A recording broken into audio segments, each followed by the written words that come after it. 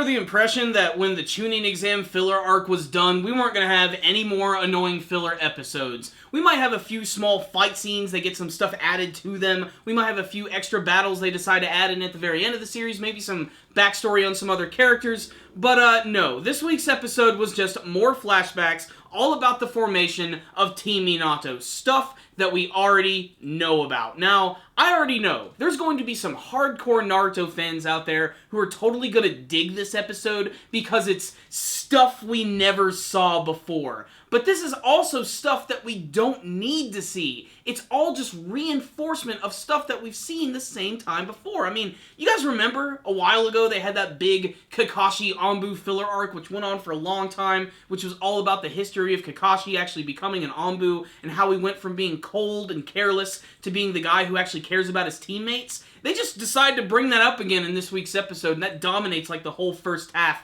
And again, you can argue, you've never seen it before, but if you were to skip this episode, never watch it, and just have like a conversation about these characters with other Naruto fans, you wouldn't be out of the loop whatsoever. I highly doubt that anyone's gonna bring up that one filler episode where Minato, Obito, Kakashi, and Rin decided to fight against this group of ninja with Minato on their very first mission. It's kinda cool that we get to see them go out on the first mission, but there's no tension whatsoever in any of the action because you know what actually ultimately happens to these characters. You know that Kakashi is the one who accidentally kills Rin. You know that Kakashi is still involved with a war with Obito. You know that Minato is the one who sealed the Nine-Tailed Fox in Naruto, and thus his soul was sealed away. There is no tension in any of the action in this week's episode. Despite that, there are some cool moments, but they don't arrive until the very end of this week's episode, where you get to see Obito and Minato teaming up with each other, using their attacks to fight against these ninja. You get to see Obito actually being a little bit of a badass,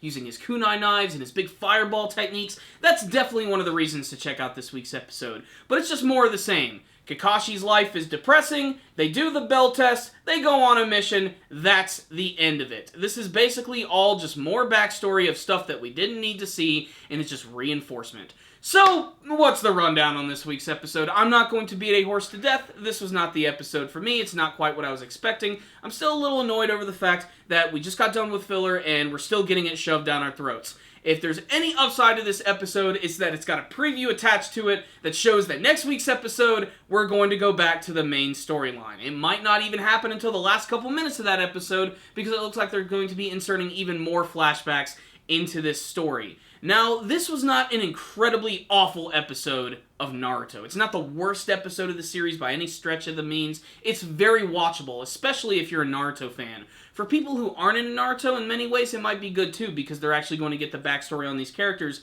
that they may have never seen before. The thing is, there are existing episodes that I think did it much better and did a lot more justice to these characters.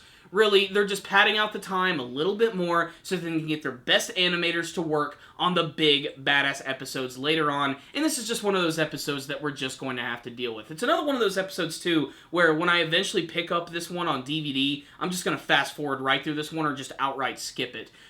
Like I said, though, this is basically an episode just for the Naruto fans, so check it out if you're a fan of the manga version or you've been following the anime version. You might see something you like, you might enjoy the atmosphere, you might enjoy the fact that Obito seems to have some sort of weird attachment to old ladies. All I know is this was not the most exciting episode of the series, and I'm really looking forward to the next one where it's finally getting back to the main storyline. So I'm going to give this week's episode a 2 out of 5. Nothing mind-blowing here in an episode that you could totally skip, and that would be okay. But make sure to stay tuned. Next week's episode, we're getting back to the main storyline. I know that I saw Madara and Obito and Kakashi, and they're getting ready to start the next portion of this big, ridiculous battle, so let's get excited for that. So, I didn't like this episode very much, but what about you guys? Did you like this week's episode of Naruto Shippuden? Did you think it was exciting to get to see the formation of Team Minato, even though we've kind of technically seen it before? Did you have a favorite scene from this week's episode? What do you hope to see from the finale of Naruto Shippuden? Please tell me in the comments section below. Thank you guys for watching my review. Make sure to like the video, share it with all your friends, and make sure to subscribe to the channel, and make sure to also follow us on social media.